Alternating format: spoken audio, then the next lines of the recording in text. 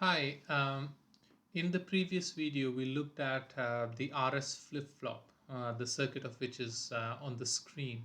And we said that the RS flip-flop is an example of a synchronous logic circuit. And we said that the reason why it is called a synchronous logic circuit is because the inputs can change the outputs only during certain phases of the clock signal. Okay.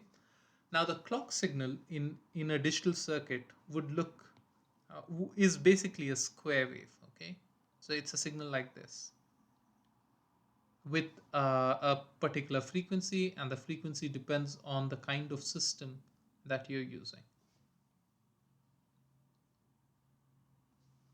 Okay, now what we are saying, for example, in the RS flip-flop, only the high of the clock signal are the times when S and R can actually change Q and Q bar, right? So it is this time. So let's say this is the nth time instant, and this is the n plus 1. This is the n plus 2 time instant, and n plus 3 time instant, and n plus 4. So only during these particular time instants, so only during this high signal, the inputs can change the outputs. When you are in a low state, even if the input changes, the output is not going to change, right? And then again, when you go to this time instant, this is the next uh, clock cycle, the next time instant. That's why I've named it n plus 1. Then again, in this particular time instant, you will have your inputs influencing your outputs. Okay, and so on and so forth. Now this kind of another way of talking about this is called triggering. Okay, and what we are saying is that um, the the the circuits are built in such a way that the inputs only influence the outputs when the level of our input, level of our control signal or our trigger signal is equal to 1.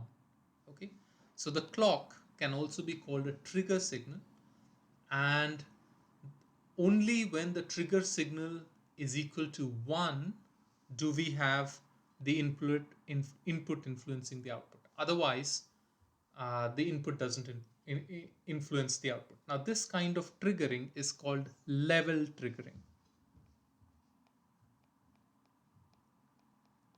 Okay, the reason why it is called level trigger is, what we are saying is, whenever the level or the value of your trigger signal or your clock signal is equal to 1, the input can influence the output.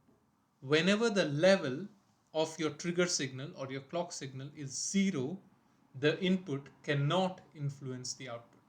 The inputs will have to wait for the for the trigger to become 1 when they can influence the output.